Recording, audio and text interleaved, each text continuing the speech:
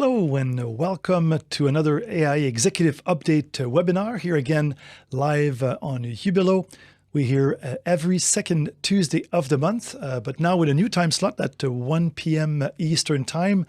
And looking forward to hear your feedback as to if you prefer the new time slot compared to our old end of day time to meet.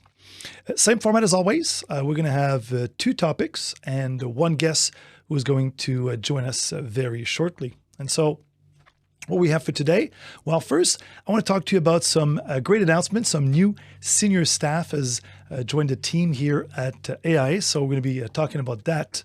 And two, with our guest today, we're going to be talking about the election results, the latest federal election, and the impact of the election results for the aftermarket and our right to repair movement. But before we start, I'd like to again take this opportunity to thank our sponsors who are continuing with digital support to make this event possible. Keep in mind on Jubilo, we do have the QA tab. And so if you have questions, please feel free to post them during the show. Callie is here in the background, is going to be monitoring the activity, and we'll make sure to get to all of these questions before the end of the show. So let's get to it. So first off, a couple of announcements for AIA. I'm very pleased to announce that Brendan Mullen has joined us here at AIA on September 20 as our new Senior Director of Marketing and Communication. Brendan comes with a background in digital marketing, in communication. He's an expert in digital transformation, and he's worked as consultant until recently, but prior to that also held executive marketing and communications role, both in the healthcare and in the charitable sector. Also joining us at AIA is Elena Baker. She's our new Senior Director of Government Relations. Very pleased to have her join the team. She's an accomplished government relations professional, and in her most recent role, she held a similar position with the Hotel Associations of Canada, where she advanced the interest of the association members, but not just with the federal government, but also at provincial and also municipal governments. So, well, for Brendan and Elena, in the short term, it really is about getting to know the team, understand the AIA, the structures, but also understand our industry. So obviously understanding the dynamics of the automotive aftermarket. And I know they'll be reaching out to the industry to get a better sense of who are our people, our industry, our businesses, and our members in the short term.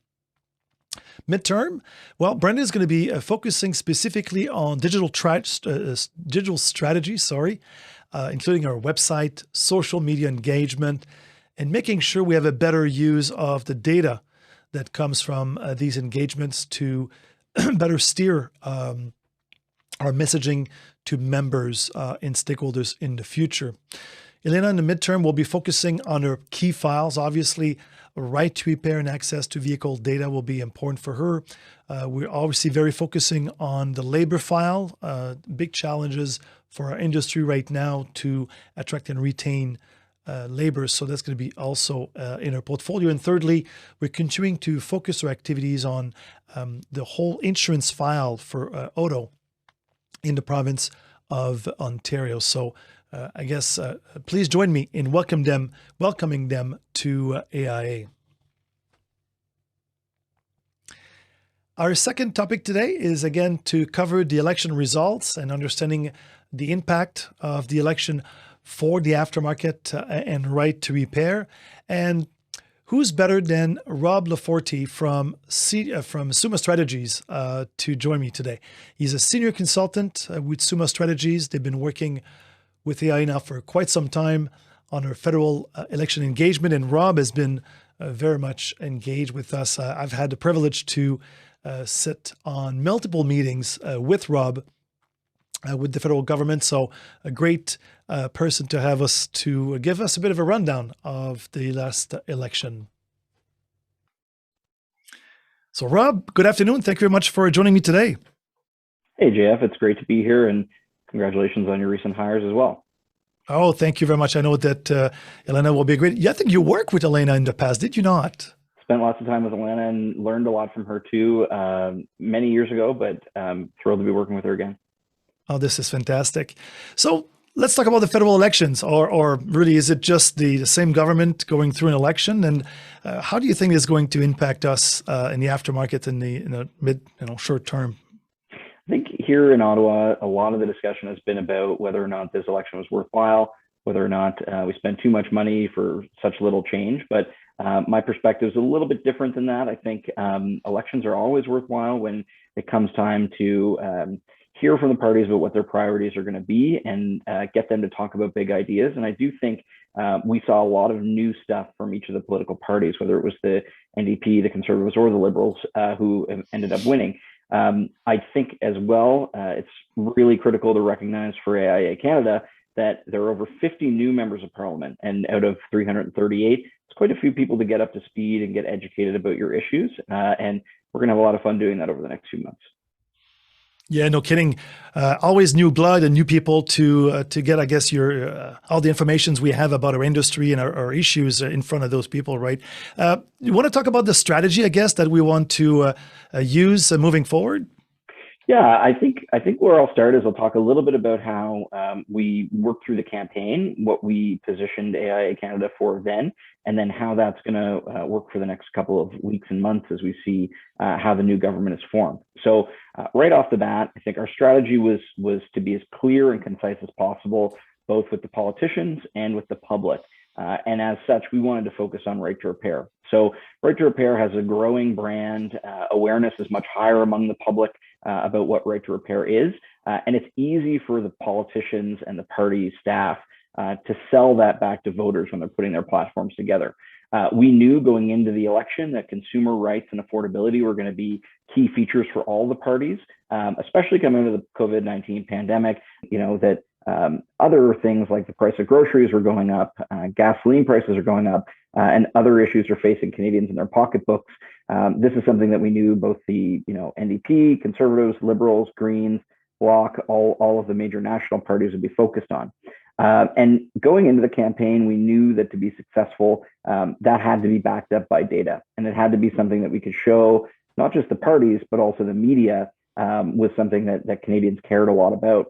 And we worked with Abacus Data, who's a partner of Summa Strategies, to put together a poll, and the results were very impressive, and it showed a large amount of support for right to repair, which we were then able to share with those leading national parties. So I'll talk a little bit about who we shared it with later on, but let's take a look at the numbers. Yeah. I want to say that we had this very executive update meeting last month.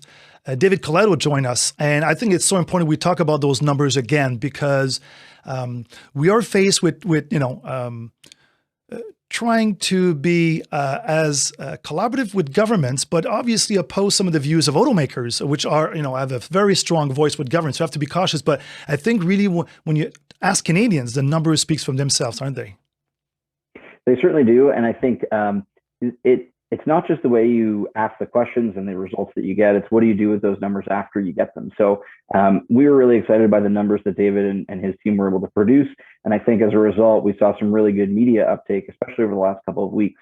94% of Canadians who were polled for this agreed that consumers should be able to get their vehicles serviced at a repair or service shop that they want. Wow. They don't want to be having to make a choice that's a false one. Yeah, this is incredible. I mean, what a great statistics. Ultimately, consumers really feel that they want to maintain the right to choose where and how by whom they get their car serviced, which really is what a great vote of support, right? Definitely. And yeah. I think the next number that we saw was also very telling, and it's that 83% of Canadians believe that manufacturers should be required by law to share data with independent repairers and mechanics so that they can fix the car. This is, you get a little bit of hesitation among Canadians when they start talking about law and requirements and data sharing. But this is still what any party would look at and say, that's a really high level of support. And I think when we dug down further into the numbers too, we saw that this was very strong support across all regions of Canada, which is another really important thing for us when we're selling it to the parties on and their platform teams. Yeah, we've heard often, and you've heard that too, the argument that, well, we're not sure if the data in the car should be shared with third parties. Only automakers could ensure that the information is secured, cyber secured. We hear all these arguments, but when you ask Canadians, to your point, it's not the 94% we had, but it's a vast majority of Canadians will still say, they need to be able to, automakers needs to share the information, I guess. When they have a monopoly on the data, they're going to want to keep it. They'll work as hard as they can to make sure that they do. But we know that that's not going to help affordability. And really, when we're talking to the parties, and we've got numbers like this in our back pocket, it helps make that argument a lot easier. Yeah, absolutely. Talking about those party outreach, right? So who do you going to convey that message, and what have we've done in the past also leading to the elections in that regards? Just give us a bit on that outreach. I think AIA Canada, both yourself, the team prior, and your members should be commended for this, because the news is getting out there, and more parliamentarians, more and more political staff are interested in this concept. What we saw late last year in August 2020 was the government brought forward Bill C-11, and that was brought forward by Industry, Science and Economic Development Minister François-Philippe Champagne. When Minister Champagne brought that forward, there's a lot of pushback from big tech companies. So, as much as we know the automotive companies and the manufacturers there are big tech, as much as, Apple and Facebook are, it was really those big tech companies that put a lot of pressure on the government not to bring Bill C-11 forward. At the same time, that created the opportunity for us to talk more about it and to use the Your Car, Your Data, Your Choice campaign, which really amplified Canadians' voices on this issue. As a result, we had longtime champions like Brian Massey from Windsor West, who were in support of this, coming out and helping us get in touch with people on the ethics committee, the industry committee. But then later on in the year, as Bill C-11 kind of started to slow down, we also saw Brian May, Liberal MP for Cambridge, introduce Bill C-272. And when he put Bill C-272 forward, it was met with a lot of support from all parties. And I recall vividly, when we got to the point in late June where the industry committee was hearing this, he had MPs from the Conservatives, from the Bloc, and from the NDP saying, we think this is the right approach, and this is something that we hope goes forward. And then that died on the order paper in the summer. But what we know now is that that large amount of support that we saw for both C-272 and from a lot of other industry stakeholders on C-11 is something we can use as momentum going into this parliamentary session. Just when we got that data back, and we had the opportunity to share those excellent numbers that AIA put together, we shared that with Holly Duggan and Dan Mader from the Conservative Party's platform team, Brian Massey again, and Jonathan Goven from the NDP, who put together their platform, and Graham Milner and Terry Duguid, one of the MPs who was key to putting together the Liberal platform. And what we saw was all the parties put some sort of right to repair principle into their platforms. They're a little more vague than saying, we're going to implement right to repair for automotive. But what we'd like to see is them expand those rules and expand those priorities to fit the automotive sector. So we've got a much stronger foundation, I think, than at any point in the past decade.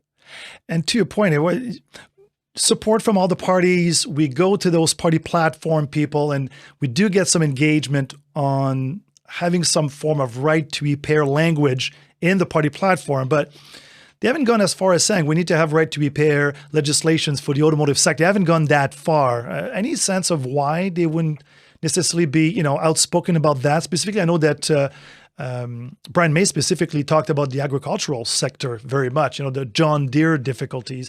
So why not going that far, and also, why not include automotive as well?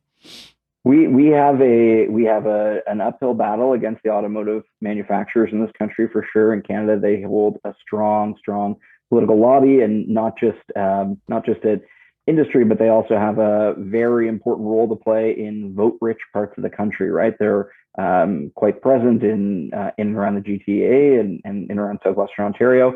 It's certainly a battle that we've got to keep fighting. But I think more importantly, we need to convey the message, and especially to new members of parliament, to people who are going to be new political staffers, that whether a computer is in your cell phone or your laptop or your refrigerator in the Internet of Things ecosystem, that should be treated the same way as a computer in your vehicle. If it's communicating on the internet, if it's storing personal data, if it's sharing that personal data, and it's necessary to repair those items, we can't live in a world in which the problems that Canadians are facing getting their cell phones repaired, any new and obsolete items in the Internet of Things repaired, we can't have that extend to people's vehicles. It would be catastrophic for the economy. It would be unfair for this sector in particular, and it would be bad for consumers. Yeah, that's right. We need to push out. You want to talk about the results a bit of that? As we said, not much changes, but I guess newcomers as well. So paint a bit the picture of those results and its impact for us. Yeah, I think not much changes unless you're a political party leader who's fighting to keep their job. I think the most important thing to recognize here is that the Liberals went into the campaign expecting and hoping to get a majority. They didn't get it. But are they in a stronger position than they were after the 2019 election? I think they are. They've picked up a few seats. They gained seats in the prairies and they gained seats in British Columbia, which are places that they need to focus on. And they didn't lose any ground in Quebec, certainly, or in Ontario, where Aaron O'Toole was trying to pick up seats. The NDP, they've lost some ground. They kept a strong presence in their own, stronghold regions. And the Conservatives gained a little bit of ground in Atlantic Canada while losing some in the West.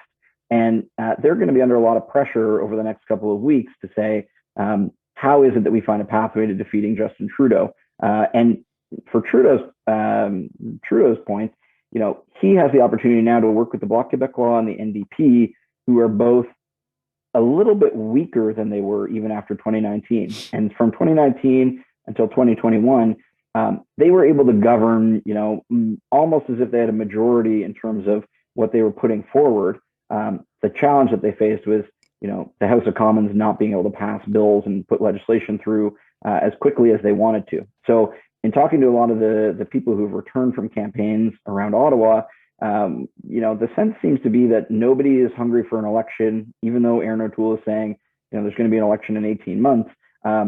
It's not looking likely to me at this point, unless there's some huge changes within each of those parties. It would take some leaders, losing their jobs or resigning in order to actually set the wheels in motion for that to happen, in my view. Doesn't mean it can't happen. I just think it's unlikely, given that they just fought another campaign and they all spent a ton of money and didn't get a whole lot of change out of it. So for the next couple of months, one of the things that we've got to do is make sure that we're re-engaging with those right to repair champions, and we use the next parliamentary session to build on the progress of the last one. Yeah, before we talk about these champions, you just mentioned, are we going to go back to another elections in 18 months or not? And I guess the reality of minority governments now is sort of settled in. We've got, I think, for the most part in this millennium, we've had parties that had to govern in minority situations. So I think we're going to see that more. Going to establish, you think, we're going to have a longer government simply because they realize that even within 18 months, they'll not be able to gain a majority. So you think they're going to be having to learn to, I guess, govern in terms of having to operate in a minority type of environment?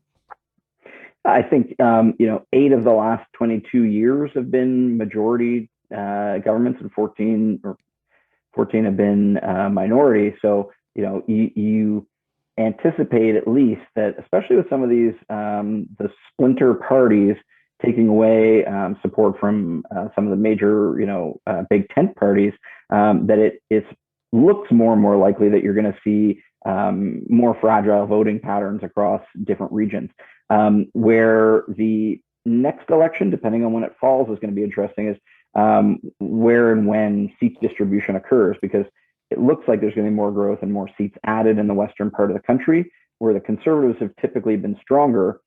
However, right now, a lot of the folks in the West in the Conservative Party are they're frustrated, and they feel like the focus of moving to the center that Aaron O'Toole did caused them, instead of winning their seat with 80% of the vote, they only won it with 65% of the vote.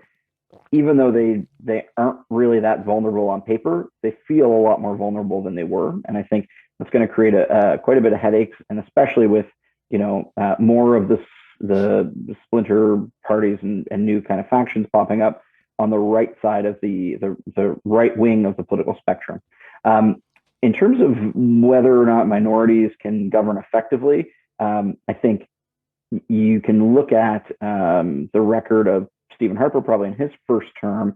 They got a lot done, and it wasn't because they had some kind of stranglehold on power. The other parties were trying to take them down pretty routinely. What they did well was they looked at the things that were going to be most controversial out of their whole platform and mandate, and they just didn't focus on them for the first 3 years. So we'll see if Aaron O'Toole and Jagmeet Singh are going to be more upset about what Justin Trudeau is bringing forward, and if he's trying to pick a fight.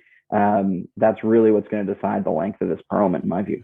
And good news for us, because the issues of right to repair has, cross-party support. So technically, it puts us in a better position to get those kind of legislations forward, because while they're not going to make everybody happy, there's a broad consensus across the parties that they want to move that. So who are those repair champions, do you think, right to repair champions we have to focus on in the next little while? So we've had, I think, some really good results in this election as to who's been elected. And one of the most important, I think, is that Brian May, the person behind Bill C-272, was reelected in Cambridge. He put forward a right to repair bill that would amend the Copyright Act. We know that in 2022, the Copyright Act itself is up for a full review. So that's going to be an important opportunity for us. And then on top of that, if MPs want to seize the momentum and take this time to put forward their own private members' legislation, or if the government wants to put together a bill that they know the opposition parties have to support in some way, shape, or form, then other champions like Michael Coteau, who's a former Liberal minister in Ontario, or Brian Massey for the NDP in Windsor West, who can work across party lines really well. Those three are going to be very important for us, especially given their ties to Southern Ontario. Minister Francois-Philippe Champagne, who put forward Bill C-11, worked on it for Minister Baines, who put it forward. The really interesting thing there is going to be see who ends up in cabinet and whether or not he's going to be in the innovation science economic development role. Whoever is in that role, we know that there's going to be a transition period with their staff, and their staff are really well acquainted with this. And AIA Canada has done a phenomenal job getting well acquainted with the bureaucrats, the civil servants who are going to be briefing that new minister, whoever it may be. One last person who we sadly saw lose their seat in Edmonton Centre was James Cumming from the Conservatives. He was the shadow minister for the economic recovery for Aaron O'Toole. He was defeated by a pretty narrow margin to Randy Boissonnault in Edmonton. He was very well respected, and I think he'll continue to be somebody who's probably in Randy Boissonnault's ear. And Randy Boissonnault is pretty high on the list of people rumored to be getting into cabinet. The last thing I'd add there on the Conservative side is we did have some people who we had talked to on the Conservative team, like MP Chris Lewis, who is the chair of the Conservatives Auto Caucus, who lives in a border riding, and I think is pretty well acquainted with this issue too. Yeah, too bad for James Cumming. I always say to people is, interestingly enough, the last member of parliament that I met face-to-face before the pandemic was James Cumming in his office here in Ottawa. A wonderful individual, very close to our good friends at Fountain Tire in Edmonton. That's his riding right there, and very good sponsor and supporter of our cause, and had filed or supported this petition we filed in the House of Commons. But again, it all died on the order paper, but it's too bad to see James Cumming not returning. But to your point, I guess most of these champions all returning, and so we still have a very good slate of people coming back to Parliament, I guess. And one of the things that we've got to make sure we do is, given that the Liberals are coming in with a new mandate, and we'll see new ministers and mandate letters over the next couple of weeks, one of the best strategies we can take is not just saying, here's your platform, this was in it, as a right to repair for electronics, and there's computers in cars, so pay attention to us. There are other things in their platform that we want to make sure we latch onto. So in terms of the next steps, the Liberals do have a promise in there that they want to create 1.4 million new jobs. It remains to be seen how they're going to actually calculate that, because they may say that they've already created 1 million jobs. StatsCan numbers just last week showed that we finally got back up to the threshold of pre-pandemic employment. But we know how many people are employed in the automotive aftermarket, how many jobs depend on the ability to repair vehicles. We want to make sure that they know that it's not just about getting new jobs, it's also about maintaining the ones that we currently have.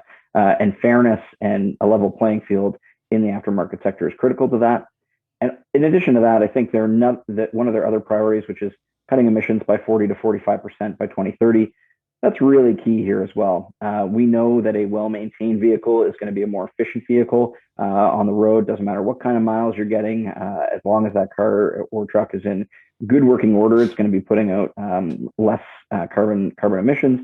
And then on top of that, the numbers that we got from Abacus data also showed that over 77% of Canadians said either they wouldn't buy or would be less likely to buy a car if they knew that car could only be repaired at the dealership. So that's, almost 8 in 10 Canadians would not choose to buy a car that they didn't think or didn't know they could get repaired at a repair shop of their choice. That's huge when you think about zero emissions vehicles and other types of electrical vehicles, things that are going to be important to the Liberals reaching that target. So that's one of the messages that we're going to be sharing over the next couple of weeks with these champions and others. Yeah, that's an interesting platform. I mean, to your point, the whole emission file really gives us that, I guess they call it a wedge, to really talk to government about some of the dynamics that may impede, limit, or slow down the adoption of these vehicles. So if you're keen to have, a zero emission vehicle on Canadian road, I guess you make sure that we're able to fix these cars, I guess, is going to be the conversation we're going to need to have with them. Be very interesting to see that platform, to your point, on terms of employment. And Rob, we haven't talked about employment too much because we want to focus here on right to repair. But as you probably know, automotive aftermarket, so many other sectors of the economy are also struggling with trying to attract and retain qualified labor. And that's another file, I guess, that government is going to struggle with as well. And our industry definitely is big impacting as many others. Yeah, I think the policymakers in Ottawa are looking at attracting or retaining work. Right now, what they're focused on has been those sectors that have been hardest hit by the pandemic, and they often glance over or aren't paying that much attention to essential businesses like yours that were able to stay open during the pandemic. So they're looking at hotels, they're looking at restaurants, they're looking at other tourism operators and those kinds of sectors. And they've also got to focus on women in particular, getting more women back to work because they saw sharper declines during the pandemic. One of the nice opportunities here that I see is that when they're getting those people back to work, jobs aren't necessarily going to be available in those sectors where employment and labor availability has been most challenging, but they'll still want to get those people back into either new employment, new training, or new apprenticeship opportunities that happen, directly with employers. So a couple of things that are on the horizon that I think are really interesting. The government is going to be launching the Canada Apprenticeship Service. There are going to be new incentives for employers to bring apprentices on. These are going to be things that the Liberals had promised before that will be maintained now that they're returned to government. And then in addition to that, there's a new program starting up called the Sectoral Workforce Solutions Program that's going to focus on specific sectors where I think, AIA will want to be a part of that discussion for sure. And there's going to be a lot more news to come on it once we get cabinet ministers in and they can start making announcements again. Yeah, absolutely. I guess if to sum it all up, Rob, I guess we had a bit of a pause through this election, really allowed us to move our messaging forward. Now new government or transition, I guess, back to the previous government, but really, leveraging the work that we've done so far. And I hear from you that, Rob, you're pretty confident that the issues that we're bringing forward to the government are rising to the level of interest and attentions. And I think you're confident for the future, I guess. I'm always confident, JF, and that could be a blessing and a curse. But I would say in this case, the results that we've seen so far are very encouraging. We've got a good crop of people who are interested in the issue, and the public is on side. That's about as much as you ever need to get something done. It just, it's going to be important for us to keep all of the parties really well informed of what we're doing and keep all of them enthusiastic about the progress that AIA is making, so that none of them get the idea at the last minute that they want to slow any progress down. Absolutely. Rob, always a pleasure. Thank you very much for joining me today, answering all these questions and covering all of the topics on our next step following the federal election. Look forward to see you soon. I know we're on a regular contact, but thank you again for joining me today, and looking forward to see you next. Thanks again. Thanks for having me.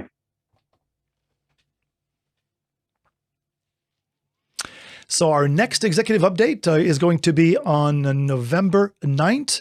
We're going to stick to our 1 p.m. Time slot, Eastern time.